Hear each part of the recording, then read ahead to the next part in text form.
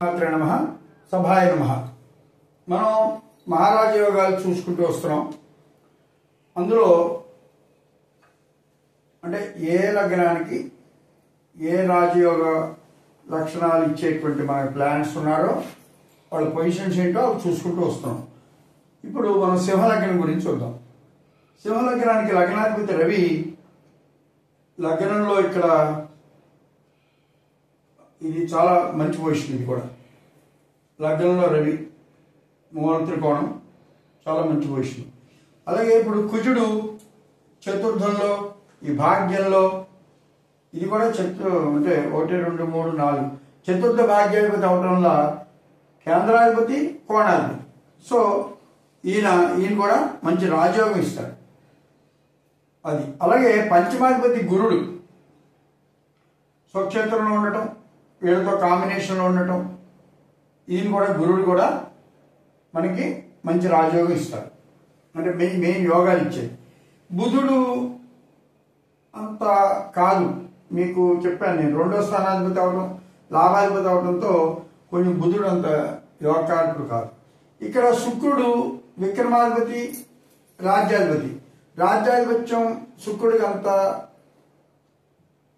మంచిది కాదు. ఆయన స్థితిని బట్టి ఇప్పుడు ఈ ఉచ్చులో ఉంటే యోగిస్తాడు. అలాగే రాజ్యంలో శుక్రుడు స్వక్షేత్రం, ఇది కూడా మిగిలిన కాంబినేషన్ బట్టి మనం యోగించడం అనేది జరుగుతుంది. అంటే మనం ఫుల్గా ఇది ఇప్పుడు భాగ్యాధిపతి భాగ్యంలో ఉన్నాడు, రాజ్యాధిపతి రాజ్యంలో ఉన్నాడు. ఇది ఒక యోగం, మంచి యోగం, బాగానే ఇస్తుంది.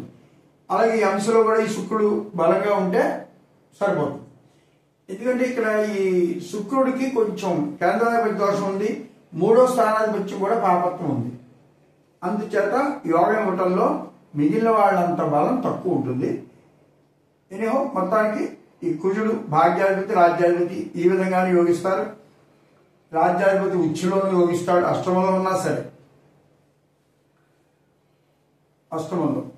అలాగే కుజుడు మంచి యోగకారకుడు. అయితే శని షష్టాధిపతి సప్తమాధిపతి శని అవటంతో ఒకవేళ ఉచ్చులో ఉంటే ఇది మీకు 2 రకాలుగా మీకు కనబడుతుంది. అది ఇందులో ఈ షష్టాధిపతి ఉచ్చులో ఉండటం ఆ ఇబ్బంది కొంచెం కలగజేస్తాడు. అయితే సప్తమాధిపతి ఉచ్చులో ఉండటం వల్ల పొజిషన్లో మంచిది ఇవ్వచ్చు. ఒక్కొక్కసారి సప్తమాధిపతికి లగ్నాధిపతి వ్యయాధిపతి ఉచ్చులో ఉండటం వల్ల ఈ సప్తమ భావానికి కూడా కొంచెం చికాకు కలగచ్చు. అది కంపారిజన్లో మీకు ఎవరిదన్నా చక్రం చూస్తుంటే ఒకవేళ మీరు చెప్పాల్సి వచ్చినా చూడాల్సి వచ్చినా అది మీరు సెన్సిటివ్గా చూడాలి. అంటే ఇక్కడ మీకు 2 ఆధిపత్యాలు వచ్చినప్పుడు ఒక ఆధిపత్యానికి మంచి ఎంత కనబడుతుందో దాని యాడ్వర్స్ ఎఫెక్ట్స్ కూడా 2వ ఆధిపత్యం వల్ల కొంచెం కనబడుతూ ఉంటాయి. అది మీరు కంపేర్ చేసి చెప్పాల్సి వస్తుంది మిగిలిన కాంబినేషన్లు గ్రహాలను బట్టి. అది ఈ విధంగా మనం సింహలగ్నం చూస్తున్నాం. ఇక్కడ ఇంకోటి ఏంటంటే కన్యాలగ్నం. కన్యాలగ్నంలో కన్యాలగ్నం లగ్న రాజ్యాధిపతి బుధుడు యోగకారకుడు, మంచి యోగం ఇస్తాడు. అలాగే ఇక్కడ భాగ్యాధిపతి శుక్రుడు మంచి యోగం ఇస్తాడు. ఇక్కడ శుక్రుడికి సహస్రాలు తేడా వచ్చేస్తుంది. లగ్నం ఒక్క మారని కానీ ఆధిపత్యం, మంచితనం, ఉపకారం, బలం అన్ని తేడాలు వస్తాయి. సో ఇక్కడ ఎప్పుడైతే ధనాధిపతి భాగ్యాధిపతి ఇక్కడ ఉన్నాడో ధనాధిపత్యం కన్నా ఇక్కడ భాగ్యాధిపత్యం కోణాధిపత్యం ఎక్కువ మంచిది కాబట్టి మనకి ఇక్కడ క్లియర్గా యోగం చాలా బాగా కనబడుతుంది. అలాగే బుధ శుక్రులు కలిసిన మీకు యోగమే ఉంటుంది. అయితే ఇక్కడ కొంచెం ఏదైనా 2 ప్లానెట్స్ కలిసినప్పుడు ఇక్కడ చిన్న లాజిక్ ఒకటి చెప్పాల్సి వస్తుంది. అంటే బుధాదిత్య యోగాల గురించి వాటి గురించి చెప్పేటప్పుడు కూడా అది కూడా ఉంటుంది. ఇక్కడ బుధుడు శుక్రుడు కలిసినప్పుడు ఇందులో మందగ్రహం శీఘ్రగ్రహం అని 2 ప్రతి గ్రహాలకి ఉంటాయి. అంటే మందం అంటే స్లోగా పెడుతుంది, శీఘ్రగ్రహం అంటే స్పీడ్గా పెడుతుంది. ఇప్పుడు ఇక్కడ మందగ్రహం ఇక్కడ ఏమవుతుంది, శుక్రుడు కొంచెం మందగ్రహం అవుతుంది బుధుడి కన్నా, వీరిద్దరు కంపారిజన్. అప్పుడు ఏమవుతుందంటే మందగ్రహం వెనకాల శీఘ్రగ్రహం ఉంటే, అంటే ముందు వాడు స్లోగా నడుస్తున్నాడు అనుకోండి, వెనకాల స్పీడ్గా వచ్చేవాడు అనుకోండి, ఎప్పటికైనా ఈ స్పీడ్గా వచ్చేవాడు ముందు వాడితో కలుస్తాడు. అంటే యోగం అనేది ముందుకు వస్తుంది. ఇవాళ కాకపోతే రేపటికైనా మనకి ఆ యోగం ఇచ్చే టైము ప్రోగ్రెస్ హారోస్కోపుల వల్ల ఇవన్నీ అనాలిసిస్ చూద్దాం, అందులో మీకు కలిసి వస్తుంది. అందుకని ఇక్కడ మందగ్రహం వెనకాల శీఘ్రగ్రహం ఉండాలి. అంటే దీనికన్నా వెనకాల పాదాల్లో, అంటే ఇక్కడ చూడండి, ఇక్కడ ఇది పుష్యం 4 అనుకోండి, ఇది పుష్యం 1-2లో ఉండాలి, అది వెనకాలంటే. మీకు అలాంటి యోగాల్లో మీకు ఏదైనా 2 గ్రహాల్లో మనకి అలాంటిది వస్తుంది.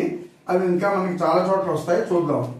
ఇప్పుడు ఇక్కడ మనకి కన్యాలగ్నానికి చతుర్థాధిపతి సప్తమాధిపతి, ఇక్కడ సప్తమంలో ఎవరు, మన శుక్రుడు, అది మంచి యోగకారకుడే. అయితే కుజుడు గురించి మాట్లాడక్కర్లేదు, విక్రమాధిపతి అష్టమాధిపతి వల్ల అదేం చెప్పక్కర్లేదు. ఇక్కడ వ్యాధిపతి రవి చూసారా, ఇక్కడ ఇక్కడ చూసారా, సింహలగ్నానికి రవి కుజులు ఎంత యోగాలు ఇస్తారు. ఇక్కడ కన్యాలగ్నానికి వచ్చేటప్పటికి వాళ్ళు మొత్తం పోర్ట్ఫోలియో మొత్తం మారిపోయింది. అంటే వాళ్ళ బలం ఉంటే మీకు ఉపయోగం కనపడదు, యోగం ఇస్తున్నాడా, వాడి ఆస్పెక్ట్ ఎలా ఉంది అనే దాని గురించి మనం ఎక్కువ చూడాల్సి వస్తుంది. అలాగే ఇక్కడ చూడండి, పంచమాధిపతి శని, ఇక్కడ మళ్ళీ యోగకారకుడు. ఇందాక యోగకారకుడికి ఇప్పటికి అలా తేడా వచ్చింది. సో పంచమాధిపతి ఎప్పుడైతే శని అయ్యాడో, శని కూడా యోగకారకుడుగా మనకి మంచి యోగాలు ఇస్తాడు. అలాగే చతుర్థాధిపతి గురుడు, సప్తమాధిపతి కూడా గురుడు అయ్యాడు కాబట్టి ఇక్కడ ఇది కూడా ఉభయ కేంద్రాధిపత్యం పడుతుంది. కొంచెం ఆ చతుర్థ అంటే ఈ గురుడు కొంచెం వీక్గా ఉంటే మీకు మంచి చేస్తాడు, పవర్ఫుల్గా ఉంటే ఒక్కొక్కసారి యాడ్వర్స్ ఎఫెక్ట్స్ ఇచ్చే ఛాన్సెస్ ఉన్నాయి. అది మీరు ఆ లగ్నం బట్టి ఆ ఇతరుకున్న పవర్ని బట్టి చూసి మనం చెప్పాల్సి వస్తుంది. బుధ శుక్రులు మాత్రం టాప్, ఇందులో శని కూడా మనకి యోగకారకుడు. ఇది కన్యా లగ్నం. దీన్ని బట్టి మరి మీరు యోగాలు కాంబినేషన్ ఎలా ఉన్నాయి, అసలు వాళ్ళకి ఆధిపత్యం ఎలా ఇచ్చారు, ఆ 2 ఆధిపత్యాల్లో మంచిదేంటి చెడ్డదేమిటి, వాళ్ళిద్దరే కలిసారా, ఇంకా ఎవరన్నా కలుస్తున్నారా, వాళ్ళు చూసిన వాళ్ళు మంచివాళ్ళ, ఇలాంటిది మీరు జాగ్రత్తగా చూసుకుని మీరు రిజల్ట్ చెప్పాల్సి వస్తుంది. జై శ్రీరామ్.